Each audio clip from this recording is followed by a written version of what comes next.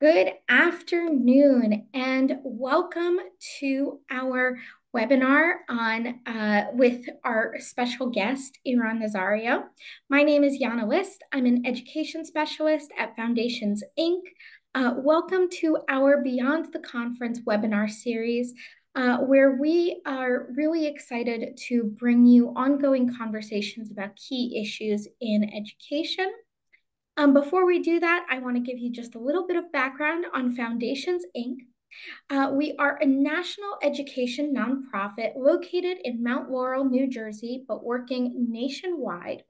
And we are focused on improving the quality of education by building the skills of educators. We work across the school day, after school, with school districts and states to create a brighter future for every child every day.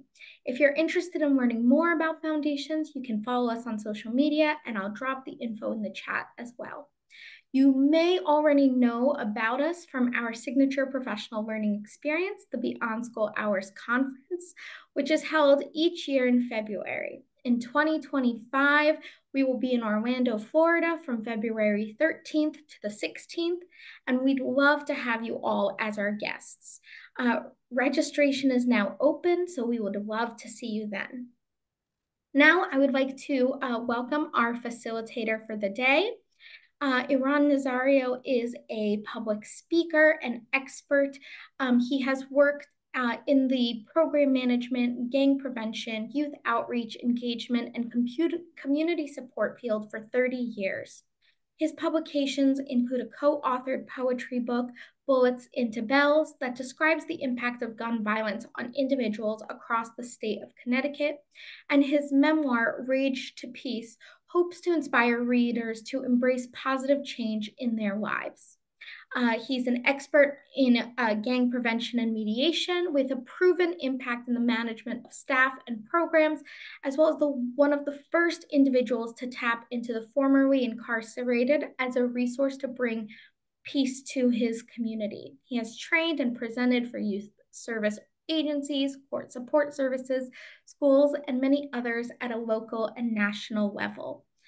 Just so you know, this webinar will be archived on our website and YouTube, so you'll be able to access it later. Now I will pass it over to our guest, Iran Nazario, to share his expertise. Thanks, Iran. Thank you, Yana. Thank you so much for not only that warm introduction, thank you so much also for the backroom operations support to ensure that the tech was working accordingly. And also thank you to Foundations Inc. For the opportunity to facilitate this webinar. I'm so grateful to be here. Once again, my name is Iran Nazario, and I am the principal owner of Nazario Motivation LLC. So good afternoon to all of you. I'm so excited to have you here, and I'm also a little nervous because I know that some of you want to have lunch, or some of you have had lunch, and I either may lose you to the itis or I may lose you to lunch. So I'm hoping that you can stay through and work through lunch, and I'm hoping that I can keep you awake and we can continue to be engaged throughout the conversation. Before we begin, too, I'd like to offer a disclaimer. This is probably one of the more difficult presentations I've had to put together, simply because of the impact of what I call current events, current affairs, right? Anything that has to do with communication usually is impacted by current affairs, current events. Right? When with everything going on in our society, I found it very difficult to not infuse a number of other slides into the presentation, but I felt that in order to at least have some integrity and kind of stick to the structure of what I wanted to talk about today, that I focus more on the foundational elements of effective communication and connection. So today, it gives me great pleasure to have the opportunity to do this. I'd like to also mention that as far as what we're going to discuss briefly, we will discuss the current relational issues that we're seeing that lead to miscommunication in different sectors. We're also going to talk a little bit about what communication has as far as an impact on people and why people may not be able to communicate and things of that nature. And then we'll talk a little bit about some of the effective ways that you can have conversation and communicate with other people. So hopefully you'll have a good time, you'll enjoy it, and you're excited to be here. So again, welcome everyone for being here. So I'm going to go ahead and expand my presentation. So hopefully you all can see this and you can hear me at the same time. So just a little bit more about me. Again, I've been in the field for approximately about 33 years or so. As mentioned by Yana, I co-published a poetry book, violence across the state of Connecticut, and my memoir that I wrote and released in September of this 2023 really tracks my life from from conception through about the 30 or so, and it really kind of chronicles my adventures and my journey with gang violence and a number of other things. So we'll talk a little bit more about that as the presentation is progressing. Um, so just a little bit about the areas I've worked in. I've worked in community settings, schools, middle schools, high schools, and beyond, and social service organizations, detention settings, both juvenile detention settings and adult detention, city and state government around policy, advocacy, strategic planning. I've led organizations for a number of years. I've worked in hospital settings, which I think will align well with a communication conversation, where I was a hospital violence intervention support service provider. And we really engage individuals in their worst moments, from shootings to murders to assaults. And I was a support staff in that role. And then lastly, I'm the founder, president, and CEO of the Peace Center of Connecticut. I'm not sure where my screen went, but I will, there it is. So thank you again for indulging me there. And I wanted to also share with you that I'd like for folks to feel comfortable participating. So there will be a number of things that I'm going to ask you to comment on, to share your thoughts on, in order for us to have an effective presentation and connection today. One of you is going to be automatically entered into the drawing to win a copy of my memoir. So stay tuned at the end when I unveil who has won a copy of the book. So Nazario Motivations is offering a number of services, keynote addresses, public and motivational speaking, consulting and training. And my training expertise, as you can see listed there, crisis solutions for communities, development methods for achieving peace, strategies for developing systems and approaches for engaging youth and community, navigating challenges and cultivating success, about how to build effective teams, um, and lastly, and again, I see the screen continuing to move, but I'll work through it. Reconciliation and compromise, which is de-escalation, developing emotional intelligence, and group-centered personal growth and life coaching. And that's all at the Nazario Motivation. So what can we expect today? So today, we expect to explore and develop a better understanding of what, and I keep losing my screen, so I'm not sure why that is. A better understanding of the key ways we communicate, to explore and develop conversational skills, to block out distractions and develop genuine interest in connecting on a deeper level, to explore and have a better understanding on the art of successful interactions, and make sure that whoever you are interacting with, they feel that you're engaged and present. And lastly, but not least, to learn how to interpret messages correctly and respond factually and with clarity. Now, the reason for this and why I wanted to focus on this with you today is because building the capacity to do this will ensure that you have trusting and consequential relationships, not only within your peer networks, but also with those that you serve. So to start us off, I like, and to get our brains moving, it's a video that I'm going to share that speaks to the crisis that we have with regard to communication and connection during the pandemic. And then we'll talk a little bit after that about what is being researched about connection after the pandemic. So here's the important point for us to make on this issue. It's not a universal experience that the pandemic is splintering. In fact, in many societies, even most societies on Earth, the pandemic has brought people together. There are several nations, take Australia for instance, very polarized before the pandemic began. More trust in government now, more trust in each other, more belief in their collective capacity to deal with the emerging 21st century issues we face, like climate change. Here in the United States, it's been a very different story. We've gotten more divided and more distrustful.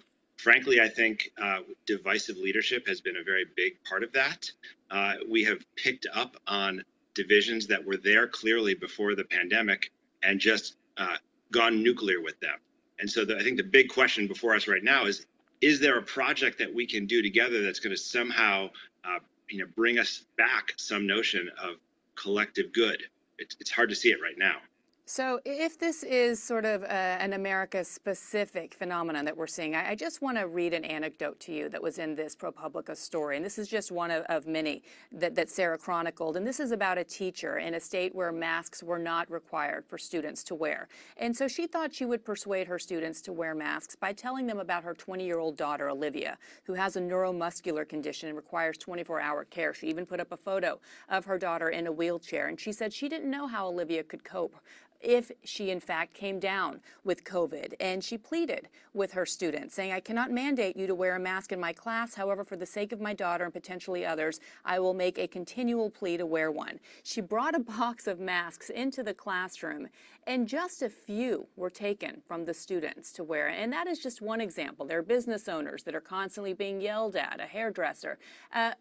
Why do you think this is happening, and not only among adults? I mean, these are students not even putting masks on. Well, I think partly in this country it's because our leaders have defined this danger in profoundly different ways. So it happens to be the case that this coronavirus pandemic, which could potentially. So as you can see from the video that I just played, that was back in 2021. So obviously that's right in the middle of the pandemic, where we were, as a nation, secluded, right? We were in many instances offered solutions that were different. Our philosophies were different. Our beliefs were different. And that in itself, as he mentioned, the key word for me in that video is that we had differences. We had possibly scenarios where disconnection was happening. However, due to the pandemic and the isolation of the pandemic, those issues that were preventing us from communicating either through the development of social media or through just the fact that different cultures and different systems believe different things made it go nuclear. And that's the word that I kind of cling to, because nuclear means that something has exploded, something has become larger than life. And for me, that particular video is just really just an opportunity for us to kind of dive into when we feel that disconnection started happening, but not only that, but also that it started to shed light on the fact that disconnection was not only present then, but it was starting from before that. So following that video, I also started doing research on what it is that is happening today. And this was an interview with Dr. Niobe Way, professor of developmental psychology at New York University. And this was a CNN article. They were doing a study on the impacts of disconnection on those that perpetrate mass shootings. So generally, they were looking at teenage males, and the fact that in great numbers, these young people are communicating in interviews with this particular professor and psychologist that they felt disconnected. So I'm going to read a little bit more about Dr. Way's research, and then again we'll engage in greater conversation. So Dr. Way said in her quote, it is a matter of creating a culture that aligns with our nature and our needs, meaning that our culture may not necessarily be aligned with what it is that we need, and necessarily when I say we as a culture, as a country, the we is missing from when we consider what we need to do in order for the community to be well, to be safe, to communicate, and to connect. So her second quote is, you need an incredible emotional and relational intelligence, which is your soft side, to be happy and connected to yourself and others. So I'll dive deeper into what this means. Many of you, depending on what field you're working in, whether it's with young people in schools or whether it's in other youth service programs, after school service programs, know that we have a crisis in this country where we're talking about how do we break the original disconnect between ourselves and the people that we serve. And what Dr. Wei is saying is the following. Um, Based on these interviews with these perpetrators of the shootings. So sensitivity and stoicism work together. We have to understand the culture in which we swim. Now, what she's mentioning is stoicism and the fact that sensitivity are aligned, their emotions, their feelings, right? Their behaviors. And what she is mentioning is that we are doing this to ourselves for a number of reasons. Whether you blame this group or that group or this group, we're not. That's not what we're here to cover today. The point is that in some way, shape, or form, we are all perpetuating this particular crisis because we as a society generally, and the research is saying this, have celebrated more the stoicism, right? The fact, the reason to be hard, to be tough, to not share your emotions, not to reflect on who you are, not to have introspection. Many people are reporting the need for them to be heard first, right, and not listen very carefully. So in her research and in her connections with these perpetrators of shootings, one of the other things that was mentioned is that we have gendered and sexualized the emotions. So in this instance, what they're saying is masculine is only thinkers, thinkers are only masculine, and feelings are only feminine. So when you look at the fact that if you're telling young men in whatever capacity that feeling um, is only meant for women or those that identify as women, and that thinking is only meant for you, then obviously these individuals are going to use only their thoughts to help them carry out these shootings. So when you talk about gender specific, again in the research that she mentioned, for all genders and sexual orientations, we have mostly encouraged being hard over soft. And interestingly enough, in my own personal experience, I work with my organization usually works for about 1,000 or 2,000 students a year in different capacities. We started to see where emotional intelligence and emotional risk that young people need to take in order to get to their soft side, they're unwilling to take it because they feel like they may be weak, be victims,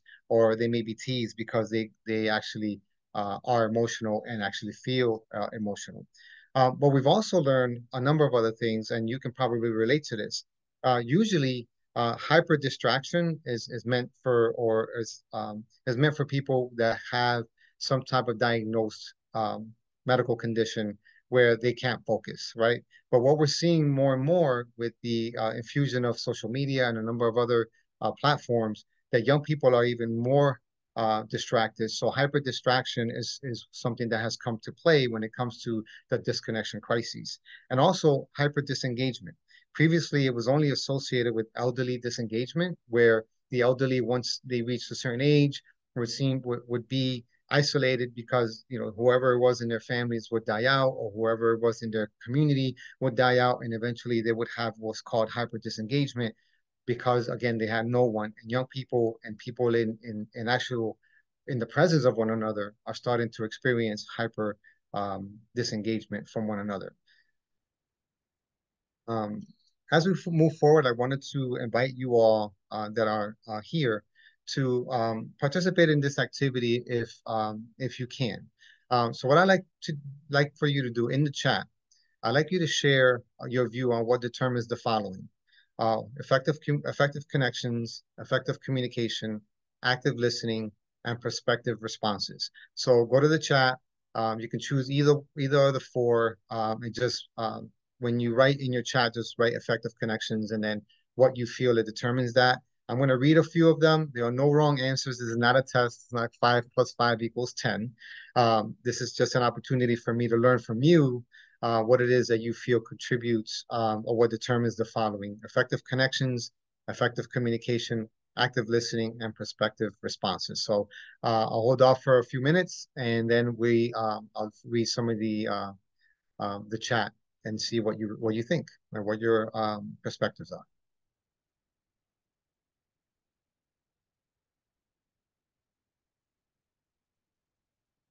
Anyone can go first.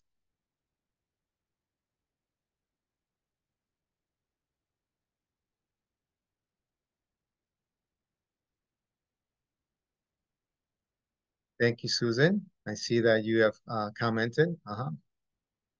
Thank you, Andrea.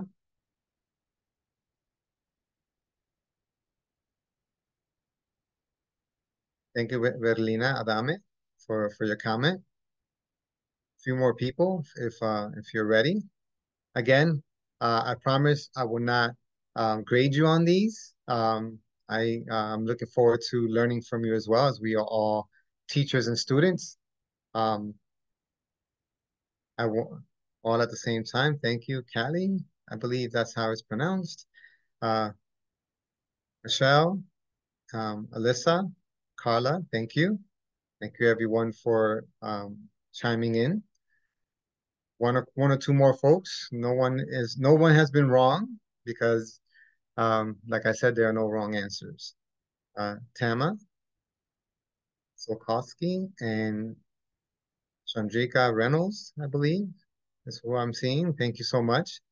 So thank you so much, everybody that chimed in, and again for others that are on the Zoom, uh, please make sure that you look at what your colleagues are saying. Again, we can all learn from one another, and that's the goal that we are striving for today.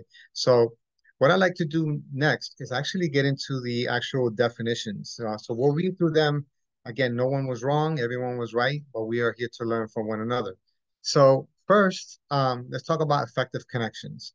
So according to helpguide.org and experience as well, effective connections is about more than just exchanging information. It's about understanding the emotion and the intentions behind the information. Again, starting from the beginning, I mentioned the lack of emotion in connection and the lack of people wanting to share their emotional space and where they are and for fear of feeling vulnerable. As you can see here, one of the ways to get effective communication and to receive effective communication is to understand the emotion and the intentions behind the information. Um, Moving forward to effective communication. Effective communication, according to Coursera.org, effective communication is the process of exchanging ideas, thoughts, opinions, knowledge, and data so that the message is received and understood with clarity and purpose. When we communicate effectively, both the sender and the receiver feel satisfied. Now, again, the important word there is feel, emotions, connections, right? So understanding clarity allows the feelings to be accurate versus misunderstandings where feelings are inaccurate. Third, active listening. And someone responded to this earlier. Thank you very much. Now, active listening is a mindful and focused way of being a participant in a conversation. It involves more than just hearing what someone is saying, but also trying to understand their thoughts and feelings. The goal is to keep both the speaker and the listener engaged in the conversation. So there goes that word again, feeling, right? As much as we may not want to believe that they're connected, feeling is also a part of active listening. And active listening is really important, and we'll cover that extensively in a little while. Next, last but not least, perspective responses. And as I was doing my research on what perspective responses was and how I utilize it in my daily interactions with my students and the community that I work in, this aligned very closely with the way I operate and function. So in communication, perspective can refer to an individual's point of view or a fixed way of thinking that can influence how they interpret and understand events and communication. And we're going to talk a little bit about fixed in a second, in a fun way, because I think fixed is the key word here, where once you are developed, once your brain is developed, it's very, very hard to change a fixed mindset, but perspective responses will allow you to do that. Now, perspective responses focuses on the benefits and outcomes that matter to the other person. And again, when you're thinking about the other person, you may have a better opportunity at making a connection because they will feel you genuinely, that you are genuine about what you're trying to do to get to know them and to connect with them. This can help you communicate more clearly and persuasively, and it can also make the other person feel more comfortable and open to communicating with you, which is important because, again, in connections and effective connections, communication is key, but effective communication is going to require that you step outside of who you are and consider the other perspectives. All right, so there are 5 forms of communication, according to research as well. And they are verbal, nonverbal, listening, and visual. I'm going to go to the chat just by into participants. I'm sorry, by putting in the chat how many people know or knew that those were the top 5 um, forms of communication. And if you have another one, a 6th or 7th or an 8th, please add it to the chat. So I see a thumb up there. I see a thumb up there. Another thumbs up. Helen Hamilton just wrote, knew it. Perfect. Um, Anyone else have any others that you feel are missing? Susan is aware as well. Thank you, Susan. Any others? There are a couple of others, and we'll dive into them. Um, Someone wasn't sure about written. Thank you so much for being honest about that. Um, so can anyone in the chat guess which one is now the last form of communication within that list? So you see the list, you see the number. Uh, which one has taken the last place now? Which is the last place? Someone wasn't sure about visual. Thank you. Yeah, Verlina Adame, congratulations. You're right. Listening has taken the last place as of last year in research and studies. Listening is now the last form of communication that we're using, and let me explain why. So as I move forward to so I'm going to read a little bit of the research that I was able to find, and this is according to a recent study by Introdyne.com. Um, Text messaging of the 100% of folks that they interviewed. Text messaging accounts for 92%, and is one of the most widely used forms of communication in the U.S. It is only second to calls, which is at 95%. And the reason why calls are at a higher rate is because they in the study they were able to speak with individuals who are 60 and above. And at the time of the study, that particular age gap or age group was the higher number. And they preferred to talk to one another because they weren't as adept or as confident in using text messaging to communicate. And they didn't have access to cell phone technology. But when you look at what we're finding is that when you are texting, when you are communicating via text, it's very hard to listen to tone. It's very hard to listen, period, because you're getting the information and you don't know. Many instances you're paying attention to text, to letters, and you're responding immediately. So the listening is not happening as frequently as it needs to happen. You know, in many instances when you're in a room or a conference room or at a space with kids or clients or community centers, people can be sitting right next to each other and texting each other. So they're not listening and they're not practicing that. So there are many reasons for this.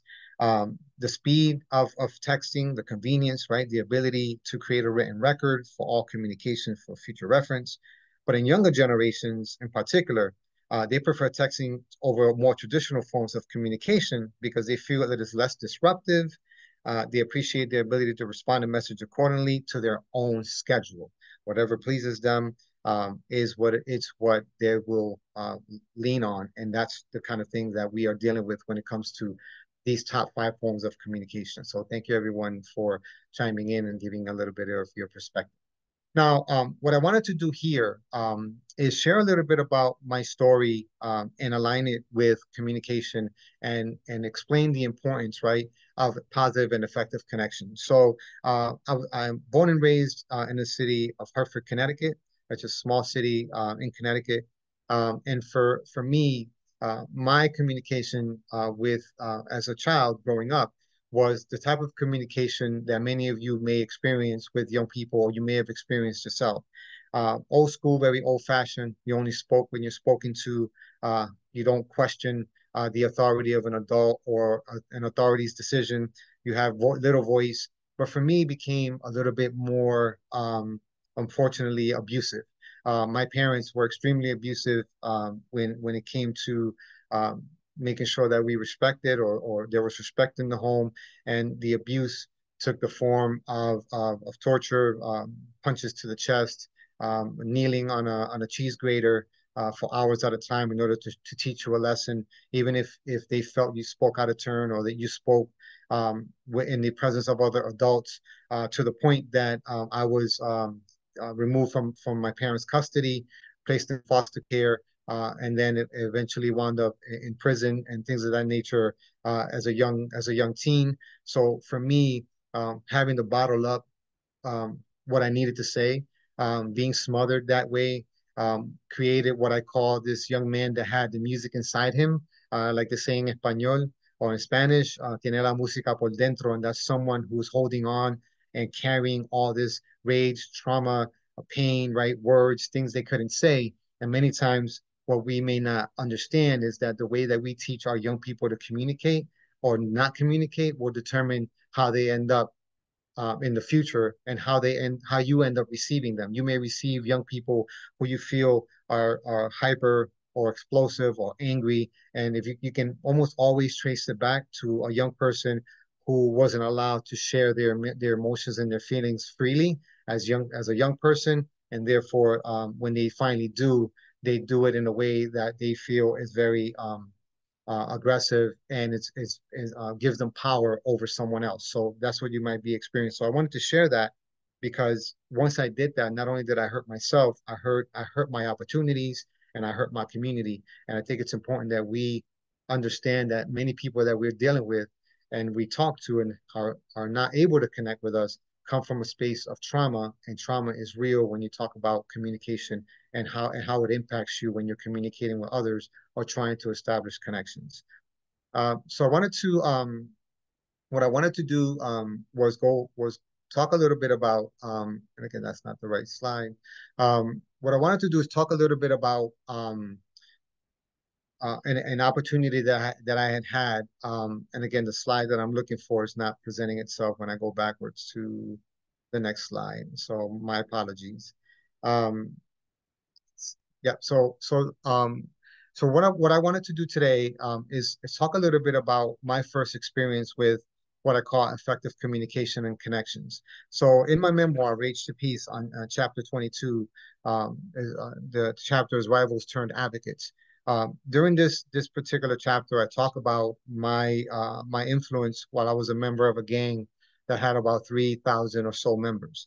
In the city of Hartford, there were four major gangs. And at one point, I became a leader in that gang, and I wanted to change the path of that gang and the behaviors of the gang. So I attended a rally and in the community with community leaders. And I came back from that rally, and I asked for permission to talk with the members of the gang to see if I can encourage them to rally at a job site for construction where we felt we can get jobs for employment. So again, I'm a 23-year-old kid, didn't know how to communicate well, but I want to read an excerpt from it and then shed light on some of the key components of what made that successful for me and what still is important for me today, this day. So it's page 167 to 172. I embarked on my mission of recruiting as many brothers and sisters in the gang to help with the demonstration at the hospital. I did not have a strategy or a plan on how I was going to accomplish the mission, but I felt that if I was passionate about the reason why it had to happen, that I could convince the leadership to send some members to the hospital with me on the day of the rally. I attended the next meeting where all the members of the gang, over 1,500 members, were present. I was allowed to address the entire group. I remembered what I had heard from the different community organizers at the meeting and repeated everything I remembered. I was animated and I was excited, making sure to drive the point home that this was a matter of survival for us and that we desperately needed to participate. So in that excerpt from the book, there are things that stand out to me still today. One, I was extremely passionate about what it was that I needed to say to this group. And I was passionate because it mattered to me. Another emotion mattered and passionate, another emotion. Two, I remembered what every single leader in the meeting said because I listened and I paid attention. That allowed me to repeat exactly what I heard because I had listened carefully and I was soaking up what I felt was important. And then I was animated and excited because I had bought into what I had heard clearly, and I shared that excitement with this group of young men and women in this gang. And I was successful in actually securing members to go picket at this hospital job site. But not only with that gang, with three of our rival gangs, I was able to secure members from their gang to go help us and to demonstrate outside this hospital in order for us to secure jobs that I felt would be the salvation of many of the young people who were suffering from joblessness and homelessness and hopelessness. So as you can see, the basics, right, that you use when you have empathy and compassion, but you care about something can lead to effective communication and connections because the connections I made with the members of the other gangs are still active today. Now that those individuals have made different choices and are no longer active in gangs. So wanted to share a little bit about that because it goes way back to that. But there is an impact, right, to communication. All communication has an impact. So if you heard what I said about trauma, and you can relate to trauma. If somebody comes to you or wants to talk to you, their approach is going to matter, right? How you're going to respond is going to be based on their approach. One of the things I heard recently was that we, as a society, we're almost idling at 75. So when they say, "Oh, I'm going from 0 to 100," it's not necessarily the case. We're idling at 75. So we're easy to get to 100 because of the culture that's been created keeps us at a high level of tension and crises and stress.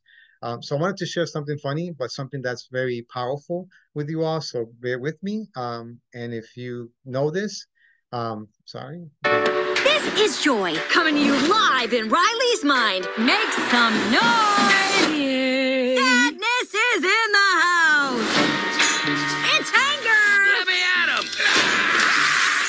We gotta get our mouth guard, people. Fear. No, that's not ours. Disgust. Glad to have her on our team. Our little girl's growing up so fast. Ow. Sorry. It should be nothing but smooth sailing from... Hello. I'm anxiety. Where can I put my stuff? A new emotion. Oh, I'm sorry. We wanted to make such a good first impression. What do you mean, we? I'm envy. Look at your hair. Oh, yeah, not happening. That's on we. On what? It's what you would call the bar down. What's your name, big fella? That's embarrassment. Welcome to headquarters, embarrassment. Oh, we're doing a fit. No. Oh, nope, going high. Oh, you got a real sweaty palm there, buddy.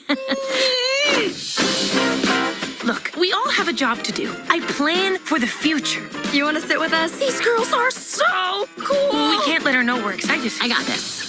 Joy, I'm just curious, maybe, I could... Thank you, not now. Yeah. That's not gonna haunt us for the rest of our lives at all. You feeling all right? I know change is scary, Let's do this. Hey, Riley! But we need new friends or we'll be totally alone in high school. Out with the old, in with the new. Riley's life requires more sophisticated emotions than all of you.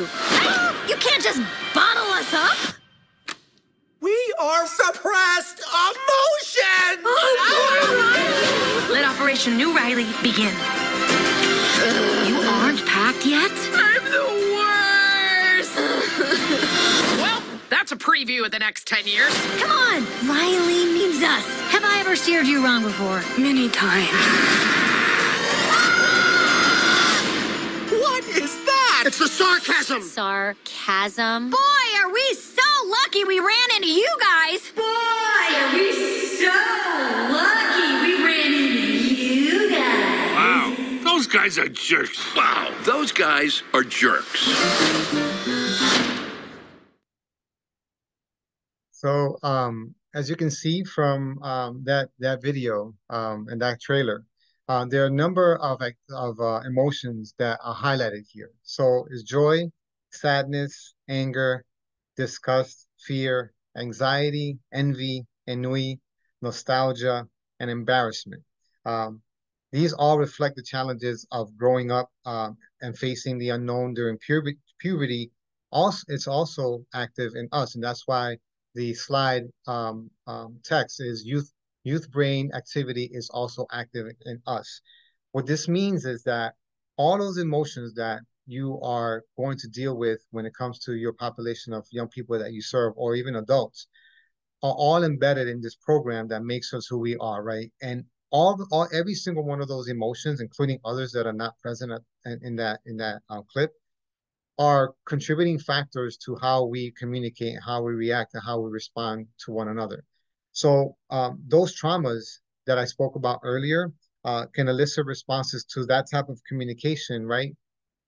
It even equals the feeling that you have when you're in danger or you feel fear. So communication and connections has to include our own acceptance that other people may be traumatized or maybe going through all of that chaos in their minds, kind of like what we go through when we're stressed out or have difficult situations. So it makes communication more compassionate and more effective when you consider the fact that we're going through all of that, whether you're a young person or you're a person that is of higher age. So one of the things that I know we are going to have to discuss around communication and effective communication is the impact of communication on our emotions. So the next slide talks a little bit about what kind of responses we have to communication. One that we're using more frequently nowadays than ever is the fight response. And the reason why we're using the fight response is because we believe that if someone establishes power, someone establishes power over us, then we are not worthy or not relevant. So what we do is we actually fight back before we're ready to listen or see another perspective, and it will result in our own insecurity and then our own desire to control. So a response like this may feel like an adrenaline rush, accompanied with a desire to defend oneself through fighting, yelling, and not controlling others. The thought behind this is, in this response, is I need to eliminate the threat before it eliminates me. And it might seem like this is an exaggerated kind of response. But again, if we're idling at 75, according to the studies and where we're feeling and the stress we're feeling, imagine when somebody communicates with you and you feel like you have to fight back. So that's a triggered response due to trauma and other lived experience, and the way that we are made based on what our brain activity is doing. The second response is the flight response. So this one you'll see a lot, especially with young people, when they don't want to talk to you, they don't want to answer you, they'll stop showing up to your programs and things like that, those kind of behaviors. In many instances, it's due to the fact that when they have to go deeper and they have to go to their soft side, like we spoke earlier, they find it very difficult. So being away from you and not having to connect with you is easier than having to constantly worry, rush, hide, or being panicked about what you have to say. The thought behind that is that I need to run from the situation before it can hurt me. And this is true when I think about my own story and the story I shared before. I felt like I had to fly, flee, run from communication because I didn't want to face myself and be vulnerable, or felt like someone was trying to hurt me by exposing my true nature and who I was. Next one is freeze. And again, you'll see this a lot with participants and people you work with, students, faculty, your peers, right? That when you are faced with a situation where someone with authority is asking you to do something, if you're traumatized or you're coming from a space where you are not used to communicating, you don't know how to communicate your emotions, you haven't been taught that, you will tend towards unconsciously detaching from the situation, freezing, not saying a word, not really being responsive, spacing out. All right, so people can be rigid, they can be immobilized by this. This way of dealing with perceived danger may result in difficulty making decisions. So sometimes you're asking a person to sign this form or do this project or do this activity, and you see them freeze and they can't be motivated to participate. It may be that they're not able to communicate effectively, and the connection to you hasn't been made in order for them to feel safe. And then lastly, fawn, which is sometimes called face, and I use this in the fear workshops that I facilitate. Those that turn to this response are afraid to share what they really think. So they're going to lie to you, right? They're not going to tell you where they are emotionally, right? Because they fear how you're going to perceive them and how others are going to perceive them. So generally what these individuals will do is they'll hide in an audience, in a crowd, right? And you'll see them as wannabes or people that want to belong to something, or just people who are accompanying other people behaving badly, when in reality, in many instances, they just don't want to face up to what it is that will perceive them as weak or challenged or not able to communicate. Um, so there are strategies that I have utilized that have been very effective for me. So I wanted to kind of dive into the strategy part of this. So I'll talk a little bit about them, and we can discuss your opinions and your communications and the way that you do it to be effective with the students that you deal with and the communities you also deal with. So first, I adopted what I call a balance scale mindset. So the balance scale mindset has allowed me, not only in my mediations, but in my hospital responses, in the trauma rooms that I've been in, the prisons I've been in, is really adopting the mindset that the person I'm going to deal with has more value than they have challenges.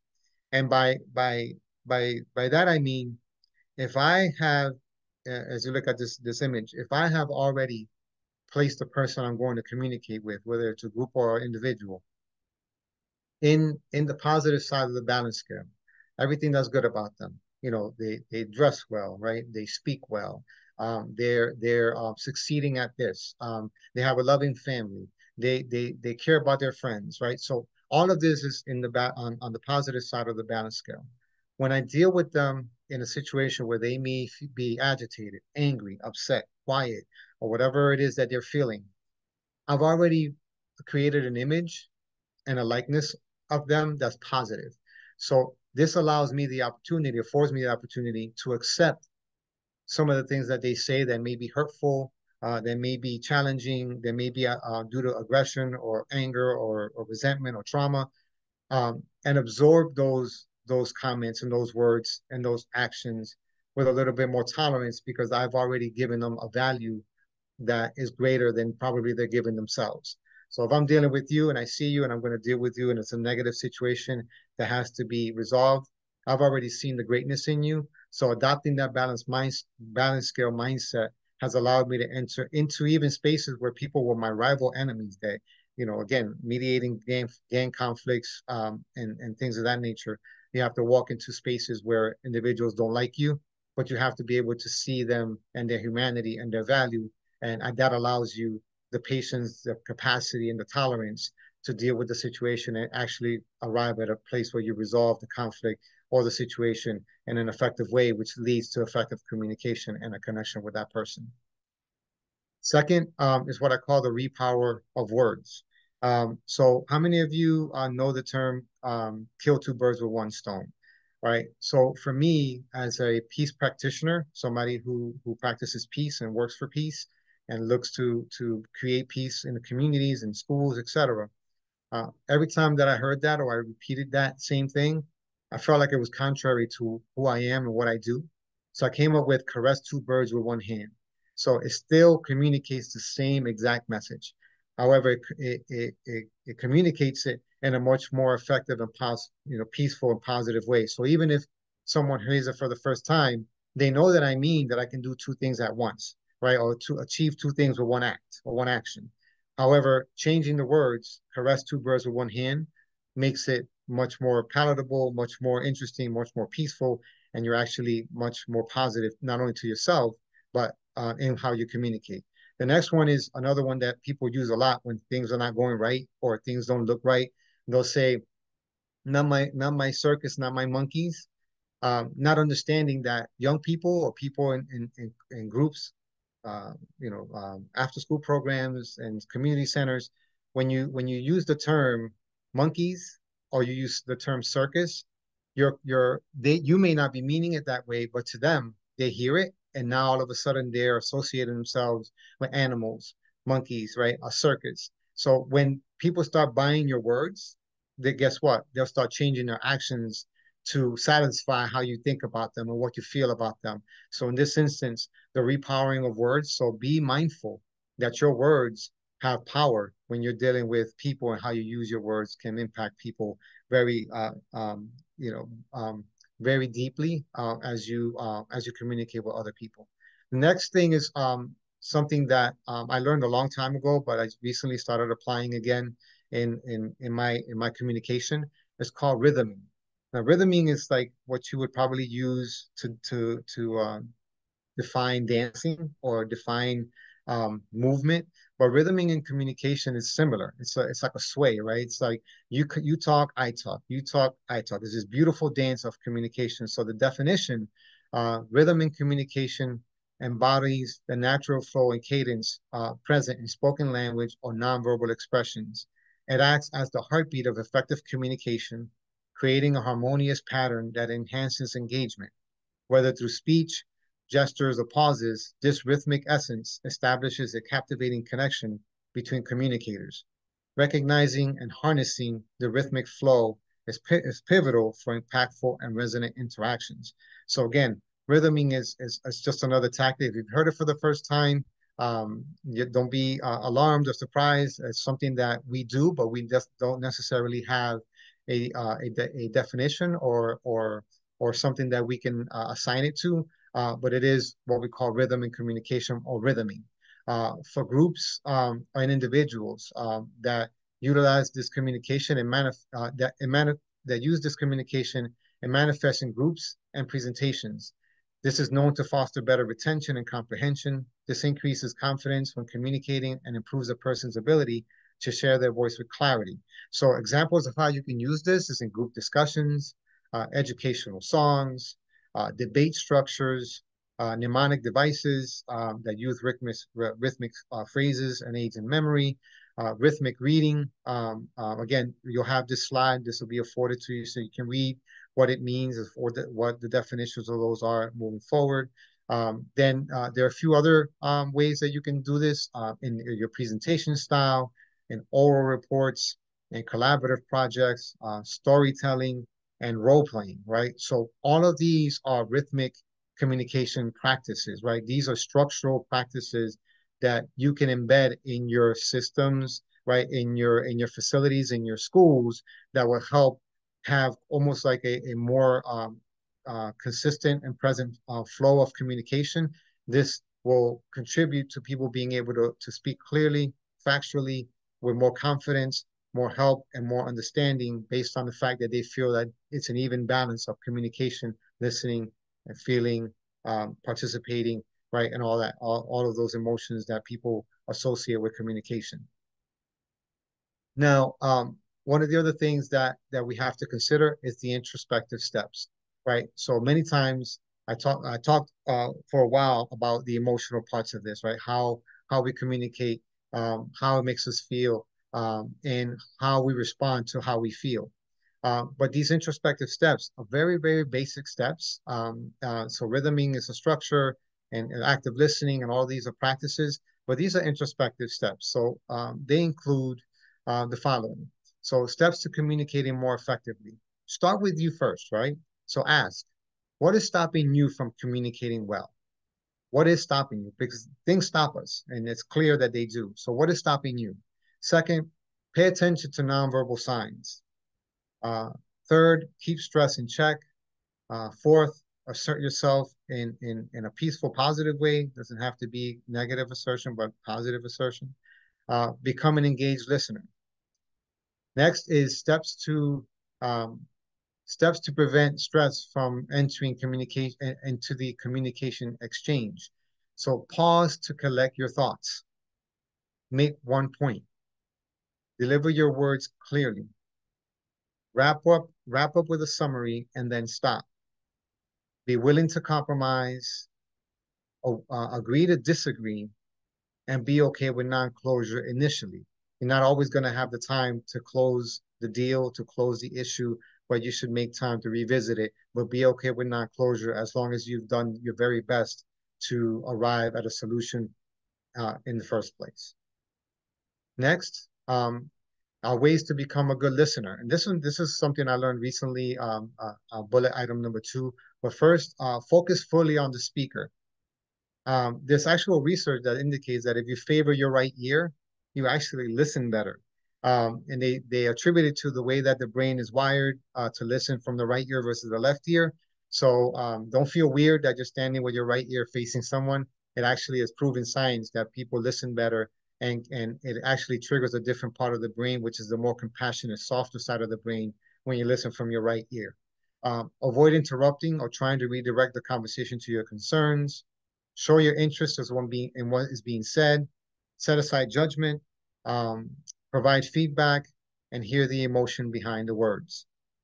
Now, just because of the interest of time, I wanted to make sure that we had an opportunity to for me to share some closing remarks, right? So in today's webinar, we've talked a lot about all the different ways that communication and can impact connections. So what I'd like to leave you with is this.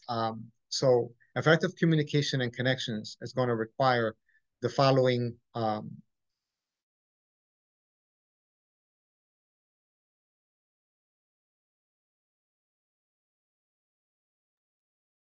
Um, Iran, I think you are frozen. Um, so hopefully Iran is able to join us again. But if you have any questions to share about him, from him, that would be wonderful. Iran, it sounds like you're back. Yes, am I back? Yes. I'm sorry. I'm sorry. I didn't realize I was frozen. I apologize. So I was leaving. I left off with questions and closing remarks. So again, for me, in my experience, these are very important ways that we can ensure effective communication and connection. And so I have a list of things that you can do that may be successful for you as well. First is you have to have a desire to engage in communication to establish connections. Without desire, nothing matters, right? Because if you're not interested, nothing matters. 2 is our commitment to the conversation and to the connection, right? So dedicating time and effort to a longer effort to keep that connection and that communication. Dedication to active and engaged listening, right? So again, something that we talked about earlier about active listening. Next is perspective taking and speaking. So understanding somebody else's perspective and then speaking to that perspective when you respond or you engage with that person. Understanding that our words, right, written, spoken, our body language, and our actions can positively impact everyone if we choose to go to be positive with our interactions. Introspection it also helps us understand that we are responsible for what we're responsible during the conversation and what we need to ensure an effective connection with someone.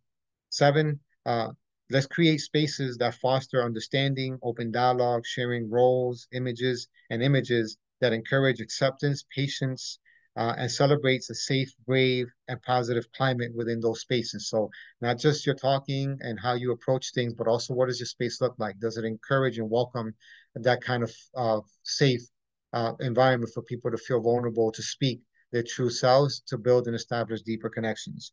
Structured activities, events, sessions, gatherings to build the capacity of everyone present to engage and communicate effectively and build meaningful connections. And lastly, I mentioned it earlier, rhythming.